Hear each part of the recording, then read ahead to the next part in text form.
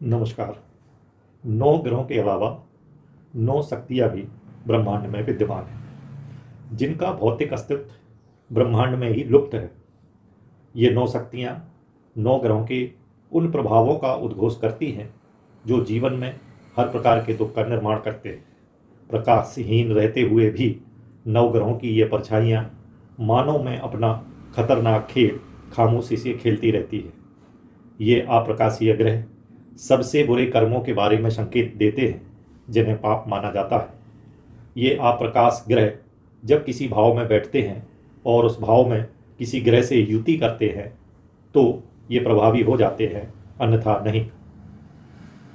उपग्रह के फल कब होंगे, क्योंकि उपग्रहों की तो दशाएं नहीं होती, ये प्रश्न उठ सकता है। इसके उत्तर में जिस भाव में उपग्रह हों उस भावेश की दशा में उपग्रह का फल होता है, अर्थात ये शक्तियाँ अपना फल करती हैं।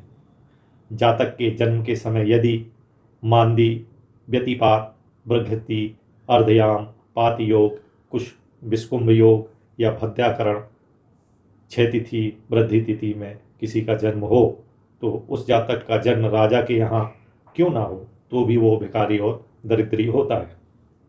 ये शक्तियाँ जिन्हें उपग्रह कहा गया है, ये उपग्रह आदर्श रूप से आकाश में घूमते हैं और कभी कभी कहीं दिखाई भी देते हैं। जब ये पृथ्वी के किसी भाग में दिखाई देते हैं तो पृथ्वी का वह भाग प्राकृतिक आपदाओं या दंगों से ग्रसित हो जाता है।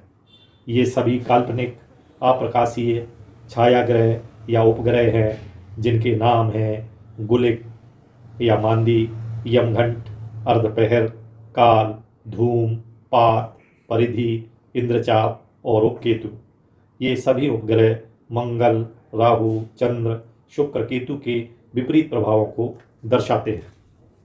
इसमें धूम धुएं का बादल धूमकेतु है, व्यतिपात उल्कापिंड है, परिवेश सूर्य और चंद्रमा के चारों ओर का घेरा है और इंद्रचाप इंद्रधनुष है। उपग्रह में महिला ग्रहों शुक्र और चंद्रमा का कोई उपग्रह नहीं है। धूम और परिवेश महान दोषकारी हैं, जबकि व्यतिपात और इंद्रचाप कम सीमा में दोषी हैं और उपकेतु बिल्कुल दोषी नहीं है, लेकिन वो अशुभ है।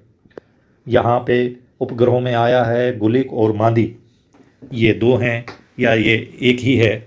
तो मांडव ऋषि के मत के अनुसार शनि के दोनों बेटे अर्थात गुलिक तथा मांदी अति दुष्ट स्वभाव वाले होते हैं। जहाँ भी स्थित होते हैं उस स्थान को हानि पहुँचाते हैं। प्राचीन ग्रंथों में कहीं कहीं पर मांदी व गुलिक को एक माना गया है। बहुमत इसी पक्ष में है।